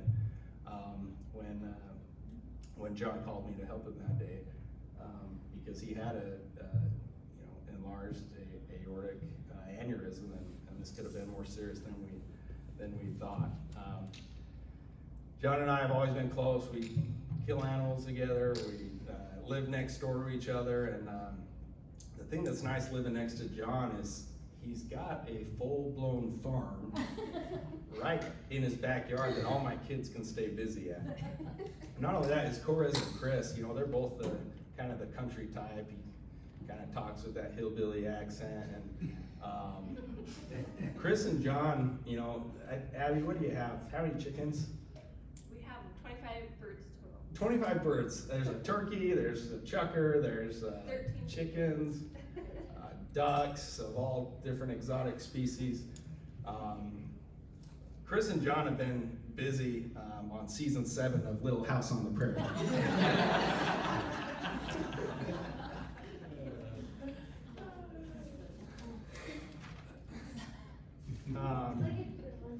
Nick and Adam, 2 more of my favorite guys. Nick and Adam are coming up next year as Chiefs, and they got a lot to look forward to, and I think they got a heck of a crew under them as well. So Nick gets a little bit sensitive anytime you start talking about the Kentucky wilderness and the inbreeding and things that go on. One time someone mentioned Council Tucky, referring to Council Bluffs, and he about lost it. Which makes me wonder, I don't know why he gets so offended talking about the Kentucky hillbillies and things like that, but there's this movie out that Dr. Disa really encouraged I watched. And it's about these guys that go on a canoe trip. My dad's laughing. Frank, you know what I'm talking about. Next year, all I can say to you, resident, Nick's pretty intense. So grab your ankles and get ready for deliverance.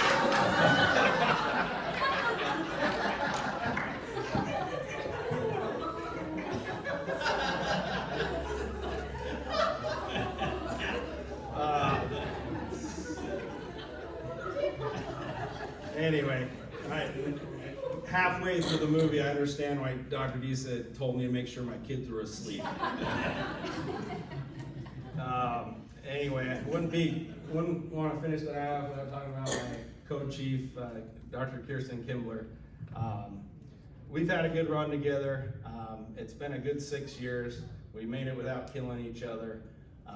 And I do think she's the reason why we don't have Saturday morning case conference. I will give that to her, so that's something to be thankful for. Like Kirsten said, she's going to be joining her dad up in Aberdeen, South Dakota, joining practice. And she hasn't told me this directly, so I hope I'm not telling the story wrong, but some other people have told me that, and it doesn't surprise me, she's very into rock climbing and camping, and might have a difficult time getting insured for that reason, but she said you're buying a camper, right, Kirsten, and gonna live in it? Yeah. I want to remind you about this movie. It's called Into the Wild. It didn't end well when the kid eats poison berries and ends up dying. Correct, it was like a weed. Oh, okay. Well, just get your berries right when you're out there in the camper down by the river.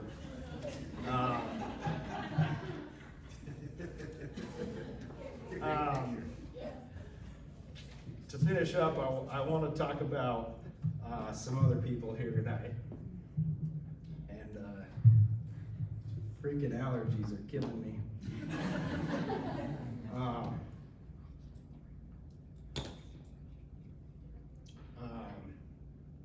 Just over the last couple days, I've been thinking about the time I've gone through and the journey we've been on, and looking through old pictures, and I realized, holy cow, here's where I graduated undergrad when my twins were born. Here's when I got my white coat in dental school, and James was born. Here's dental school graduation and med school graduation. The only thing that scares me about this is there seems to be a new baby every time I graduate.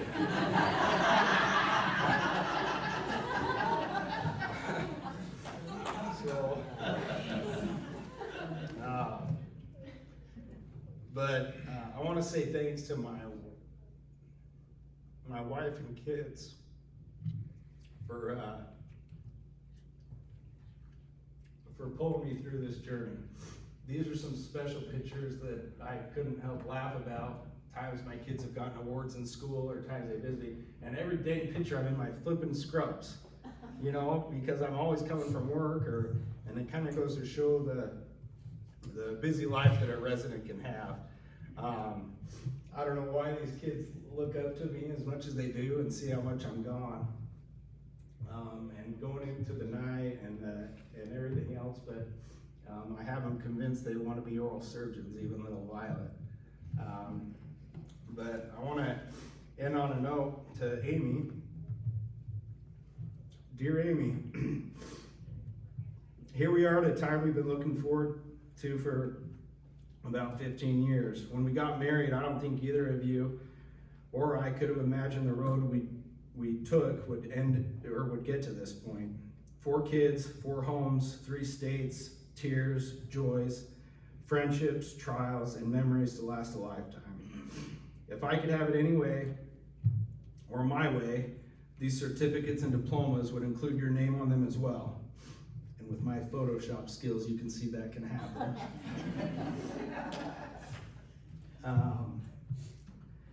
You are the foundation of our family, and in all sincerity, the main reason I have been able to find success in my education endeavors. You are one of a kind. I commend you tonight for being able to manage the daily tasks of raising 4 kids while I was at work, often late into the night and early morning. I feel a great deal of debt to the sacrifice that you have made for allowing me to get here today. Our 4 kids are lucky to have a mother who cares so much about them and the success they achieve. You are our hero, Amy, and there's no doubt that we would be here tonight without you in our lives. Thank you. Last but not least, I want to thank my mom and dad, Michelle and Steve, and my in-laws, Frank and Tara, for the part that they've played in our role, being across state in Nebraska and away from Utah. They've both been out here numerous times and shared this experience with us and been very patient and being long distance with us and been able to enjoy that ride. And I just want to thank you again for all your support. Last, to all the clinic staff, faculty, nurses, thank you so much for pushing me through these last 6 years. I'm gonna miss the heck out of you. Again, I'm a baby, but I always have been. We made good friendships, ones that will last forever, and I just want to thank you. You know me, I always like to do little items of swag and feel strongly about promoting our department of oral maxillofacial surgery because, like Dr. Chandra said, we are big surgeons, we're important surgeons. We need to represent everyone around us, and so I got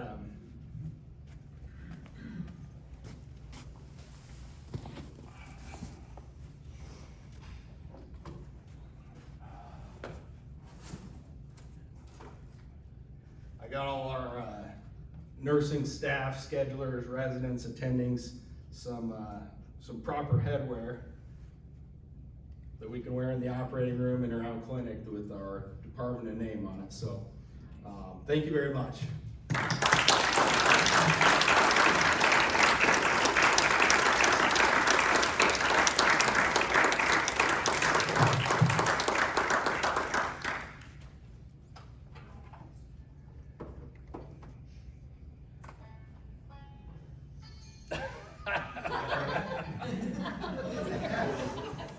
Nick, are you starting or?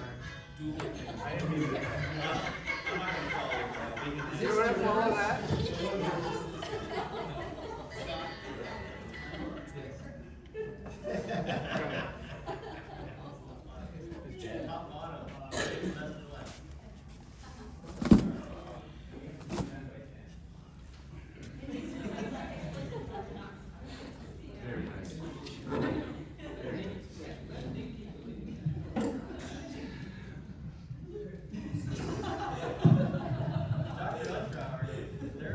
I've always felt very comfortable behind the microphone, so it's good to be back home. All right. So, I'm not much of a roaster. I'll start with Scott. You know, Scott graduated with my fiance from dental school. And you're a good looking guy, swag, great hair, good boots, well put together. And I think my fiance appreciates that too, so I get a little weary anytime you guys talk about each other. So, have fun in California, Scott. No, I'm kidding, you know. Scott is probably the second best non-categorical intern we've had behind Saren. We've only had 2. But Scott did a darn good job. You really did. You, Saren, and Blake, just in the time that I've been back, you guys have really kind of kept things in line. You know, I haven't been on call with you through much trauma, but the times that I've been on call with you through dental alveolar call, you guys have just done a great job. So I applaud you and congratulations to you. And you're gonna be a great oral surgeon. It'd be great if you were here. But, you know, maybe a little distance between you and Britain isn't a bad thing. On to the Chiefs. Really, the only bone that I have to pick with, originally I thought it was only gonna be Kirsten, but anyway, it extends to you too, Blair. When I was an intern, Karen and Jesse, they were very vigilant with this weekly schedule. And you know, it was done on Friday afternoon. And then I left service, came back 4 years later, or 3.5, or whenever, and something changed. I don't know what happened there, but it seems like it just I'm neurotic in certain ways, and the schedule never came out when I wanted it to. You know, I wanted it on Friday, it came out on Saturday at some point, and then it just kept getting pushed back. And when Kirsten was done, you know, she was on making the schedule for January, February, and March, I was like, yeah, baby, we're gonna get a schedule on Saturday. No. So I don't know what happened, but it just kept getting, you were worse. 10 p.m. on Sunday. 10 p.m. on Sunday, one time Monday morning. No. Oh yeah, I'll pull it up. One time Monday morning, and you know, for me, you know what that does to me, Blair.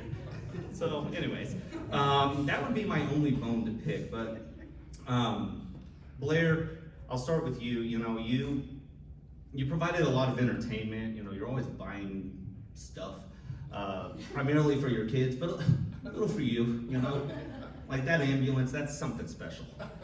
That's something special. And I was talking to Amy earlier today, and we were chatting about what you were looking up on campus in between cases a couple weeks ago. And so I looked on the screen, and it's just looking at full-size buses. And I was like, Blair, what's going on? And he's like, no, I want a miniature bus. And I was like, that's a full-size bus, Blair. You're looking at a full-size bus right now. So we switched it over and started looking at the miniature buses, and I started delving into this because that's what I do. I ask questions, almost to a fault. And I was asking about the licensing behind this, insurance, costs, all these things, mileage. And the next thing that happened was he just closed the window. And that was it. We did the case, ran a little late, and that was it. So I want to thank you very much for being somewhat good at responding at text messages. You know, not always the best, but you know, you got the answer across. You were very fun to be around. He was always an advocate for this program. Anytime we had interviews, he would always have some form of swag that he was giving out. And I really appreciate that about you. Kirsten, I actually, you're the first resident that I called when I matched. During the interview, I thought you were nice, and once you match, everybody's like, all right, yeah, here's congrats, good job, blah blah blah. And I put undue pressure on myself all the time. That's who I am. I'm neurotic. I've already said that. And my love language is words of affirmation, and I seek that out, and I have fine-tuned techniques that I have used on basically originally I was gonna say everybody, but there's a lot of family here. So the percentage was originally 90, but I'll drop it down to 80. I have infiltrated 80% of the people in here to give me the reassurance that I need to move on with my day. And so anyways, with that being said, I called Kirsten in preparation for step 1. And these are techniques that I've used for years, and they were great. And there's only a handful of people that these haven't worked on. One was my dad. One was a girl named Courtney in dental school. Another one is Michelle Murphy, Dr. Davis, and Kirsten Kimbler. And so what's going on over there? Is that a page? Is that perfect, sir? That's your time up. Okay. So I was calling Kirsten about preparation for step 1, and I just did not get the reassurance that I needed from her at all. It did not happen.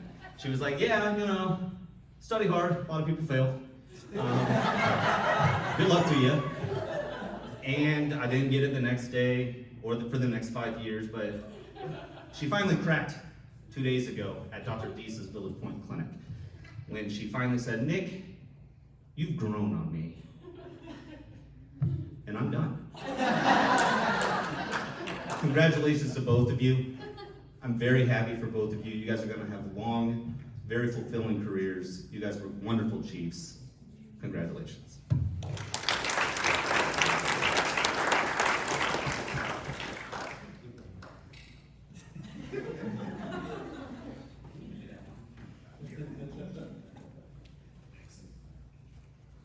Well, I'm not as well spoken as Nick. A few people are. But I want to say thank you to Blair and Kirsten. Blair, some of my favorite memories, pulling up in the ambulance, going to the Greek Islands with Untrower, giggling like a little schoolgirl in the back. It was so funny. Going to the VA and getting pulled over by the cops there. Very angry, but yeah, those seem like great times. You've been a great mentor. Whenever I have questions, like Nick said, if you answer your text, very helpful. But thank you so much. I mean, you really have been a good role model for me and for everybody else in this residency. Kirsten, best of luck in South Dakota, and wish you the best.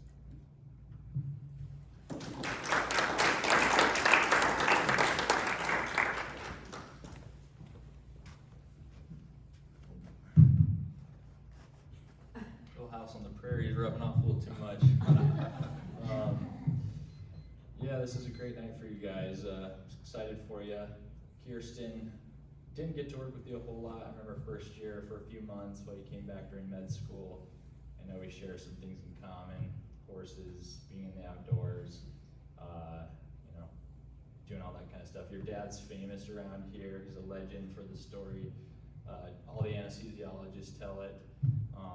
Where there's this DO transplant surgeon who called out one of the oral surgeons doing anesthesia.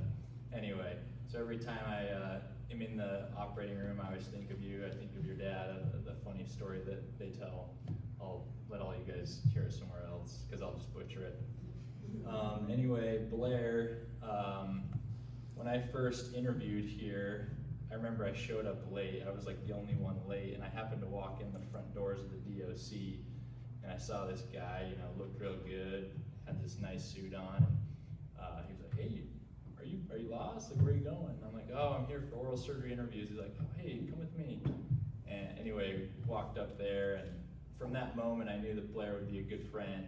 And after we interviewed, he gave me his number, and we talked a few times on the phone. And I remember when it came down to match day, or like the day that you submit your match, I got a phone call. I was at Texas Roadhouse with my family, and Blair's like, hey man, I'm just out in a snow cave right now on a camp out with our church group, and just wanted to wish you luck with your rank list and everything. Like, you know, wherever you go is gonna be great. So he's always been like a really good support. And then turns out I matched, and then we came out in February to look for houses, and it was freezing cold, and we didn't know where to start. We're like, Omaha is just this big place. It's all spread out. There's not like this center where people live. So we started in Iowa because I wanted to be an Iowa resident so that I could have good deer hunting privileges over there. But found out I have to have out-of-state tuition for med school, so like, oh, this isn't gonna work. So I was like, let's just go over by Blair's house. We'll see, I don't know where to start. We started by his house, and what do you know? His next door neighbor's house went up for sale that day. So I texted him like, this is super risky, because like, what if he doesn't want to be my neighbor, whatever. Basically texted him like, hey man, did you know your neighbor's house is up for sale? He's like, yeah, it just came up today. And turns out we bought the house and stayed by him. But then afterwards, I started having this buyer's remorse, because I'm like, crap, like, what if they like want their space and whatever. But it's been so much fun. We've been a lot closer than residents. We've been able to help each other, you know, middle of the night phone calls to come watch each other's kids, or, you know, when I have a rollover car accident, I can call Blair at 5:30 in the morning and tell him to come pick me up. But the stories go on, and you know, I brought Abby tonight because it wasn't just because we were trying to break the rules or whatever, but they've been like family to us the past 4 years, and they've done so much for us. Blair is really the life of the party. His July 4th party is like you saw that picture. There was one year he'd ordered some mechanical bull from some guy off of like Craigslist for $300. And we set up in the neighborhood, and there was a line like of 200 kids long waiting to ride this thing, snow cones, you name it. But I've also watched him be, you know, not only a great friend to me or a great resident here, but he's been a great father. I mean, every day he gets home, it's like he puts on his clothes, he goes outside, and he's playing ball with his kids.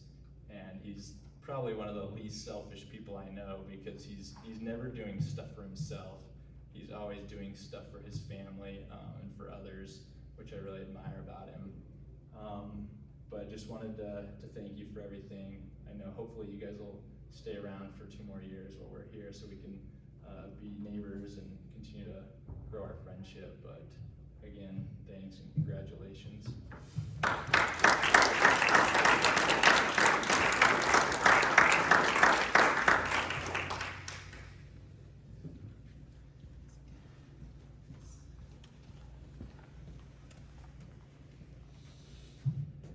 Well, first off, I just want to say congratulations, Kirsten and Blair.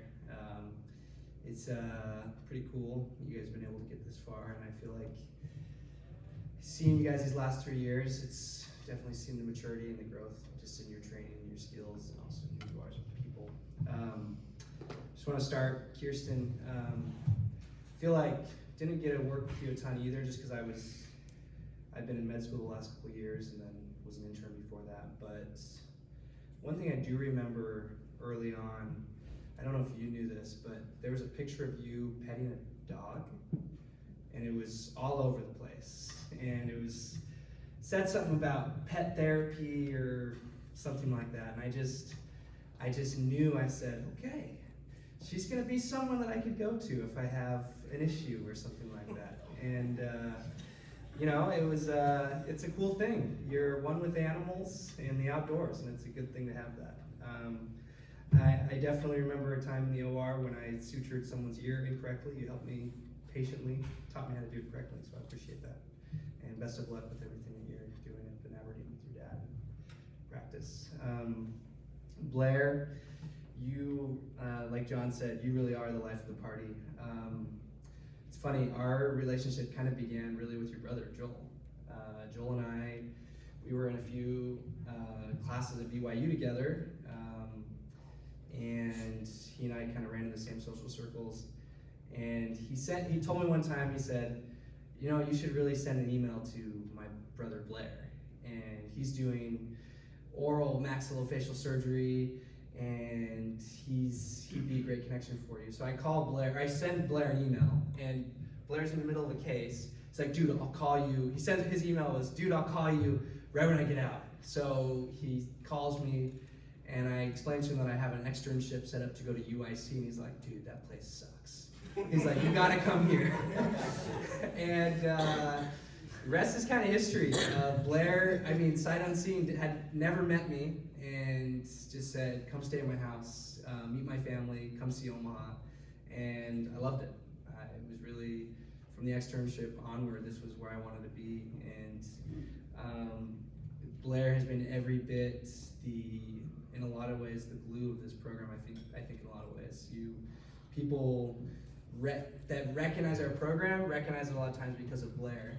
Partly because he looks like Clark Kent, but partly because he is a great surgeon and a great friend. I've never seen someone be so generous. I mean, at the taco truck, and he talks about it a lot, but I've been there several times with him, and on multiple occasions he has paid for other people. Just doesn't know them, just bought their meal. And he is always a man who is looking for the people that are kind of depressed or sad or whatever, and how he can help them. And you do that with your patients, and you do that with just everybody. And you are really an example and a leader, and someone that I aspire to be like, and I'm grateful for that and your friendship. And best of luck. Excited that you're staying here in Omaha. Get to see you a little bit more and your family, and congratulations.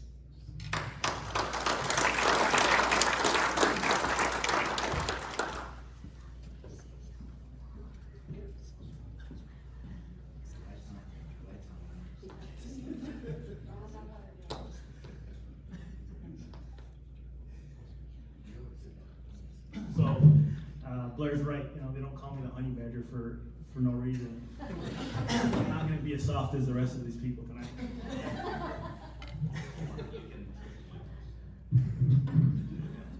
So, over the past 3 years, I've learned a lot, you know, from each pair of Chiefs that's gone by. Mostly what not to do, but, you know, that's okay, because it's good to learn the good and the bad. Some of the lessons I've learned from Kirsten and Blair are part of the reason why I'm well on my way to becoming one of the best residents this program has ever seen. And that's straight from Dr. Visa's mouth.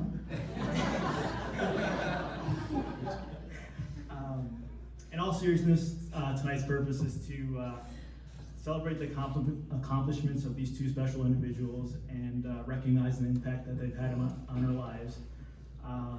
Blair, you've taught me to kill them with kindness. Kirsten, you've taught me to not take shit from anyone. Now it's just, you know, I just have to find a balance between the two. Blair, I have the utmost respect for you and Amy as well for raising 4 wonderful children while going through such a demanding time in your lives. As a single father to my cat Beans, I can kind of relate. You know, I understand exactly what you've gone through these past.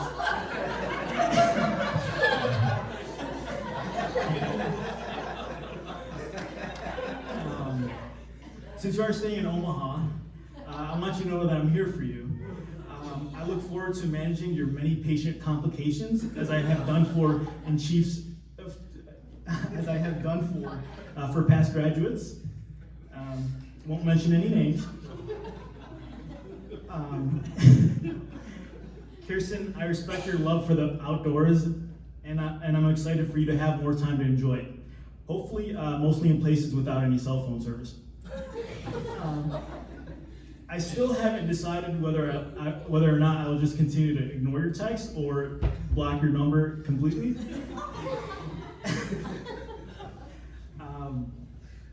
I'm not concerned about your patients though, because I know you'll have your father by your side. However, my thoughts and prayers are with your staff.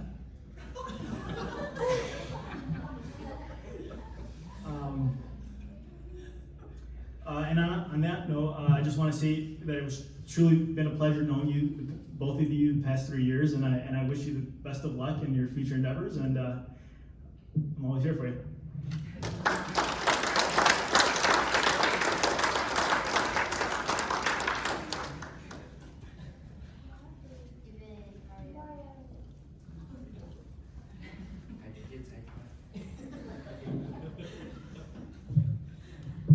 So I had a whole essay written prior to this,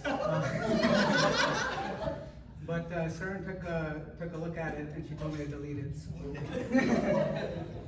So it's deleted, and I rewrote it. But you know, it's been 1 year since David Tyler's Tyrant Cheif year. When Austin and I heard about Blake Scott and Saren getting admin days and half days off after Crane this year, we were pretty shocked. You know, our chiefs used to track where Austin and I were using our iPhones and yell at us if we went to the bathroom before coming to clinic first. But you know, Blair and Kirsten, you guys are two wonderful and great chiefs. Blair, you know, you're never above doing the things that the interns do. You helped us with consults. You rounded instead of us at times, and you took primary call for us. Kirsten, you taught me a lot during my intern year, especially during my time with Dr. Chandra. You know, I was new to head and neck surgery, and you really did teach me a lot. You're both very enjoyable to work with, you know, this past year and 2 years ago, and I wish both of you nothing but the best. Blair, I hope we still get to come over once in a while, grill out, play knockout with Bentley, James, Blake, and Violet. You know, Scott, congratulations on Fresno, but good riddance. You're making the rest of us look bad. And Saren, congrats on graduating intern year. Just one piece of advice for med school: don't be like Omar, and you'll be all right.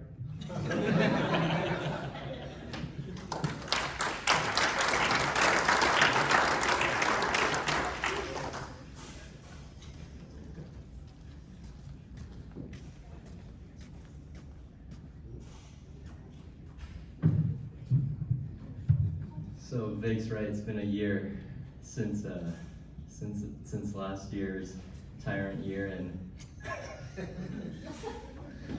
you know, the first memory I have of Blair is during interviews, and just like he did up here, he was sweet talking everyone and handing out prizes, and like, this is Warren Buffett's house, and you know, like we were ever gonna go there, and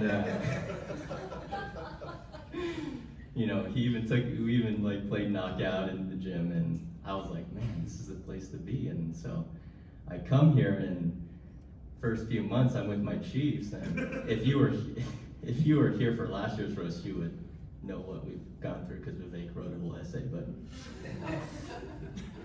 I'm like, did Blair just play some weird trick on me?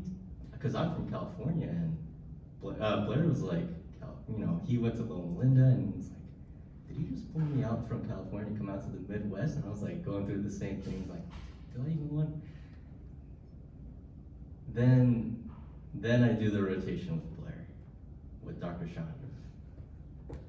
And I honestly, I had the time of my life, and this is what residency was all about. The hours were long, but we all had a good time. We were always going out, learning lots and doing lots of surgery. And that was the first time I felt like this is the place to be.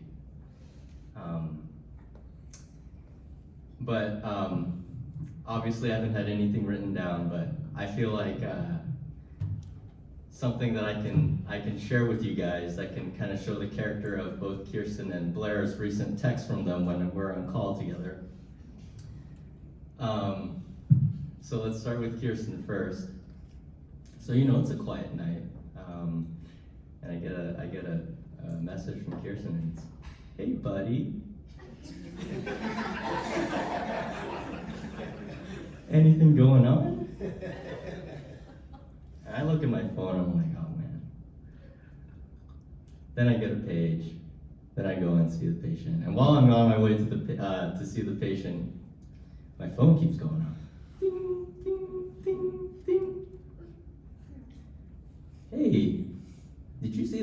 other patient that's on the list, make sure you add patients to the list.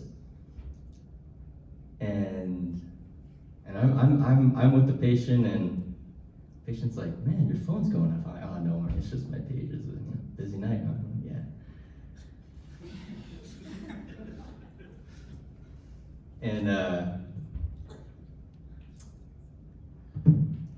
so you know, I'm working the patient up, you know, and I get these messages from Kirsten. By the time I'm done with the patient, and you know, we're rolling, you know, we're done with the exam and rolling out of the OR, and you know,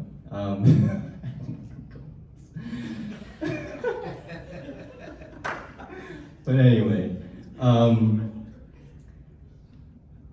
we're on call tonight, so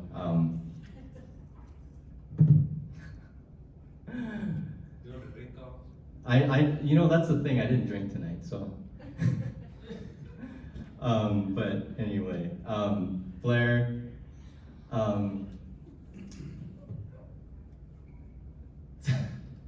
so, text messages, you were talking about text messages. so last time when we were on call together with Blair, I got a message from Blair, and you know, I'm swamped to calls, but Blair's like, hey Alston, you know, sorry to bug you, I know you've had a really, really long night, but I've been making the schedule and I really need to talk to you about something. And I'm like, what is it? And he's like, do you want an admin day next week?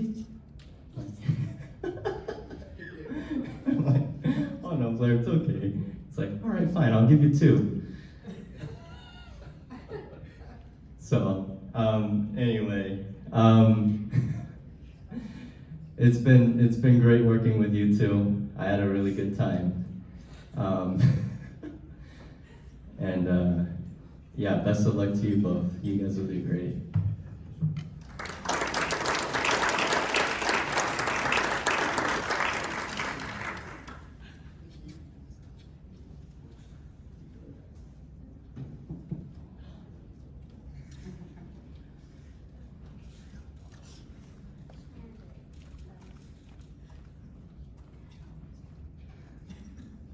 Hello, I'm Sarah.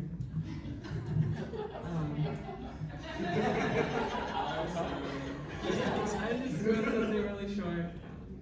I just wanted to thank you both, Kirsten and Blair, for helping me get through the last 2 years. And you guys both really made me feel like a part of the team from the very beginning as an on-campus intern, and you really made those times bearable. And I really enjoyed working with you this year as well. Blair, thank you for always sharing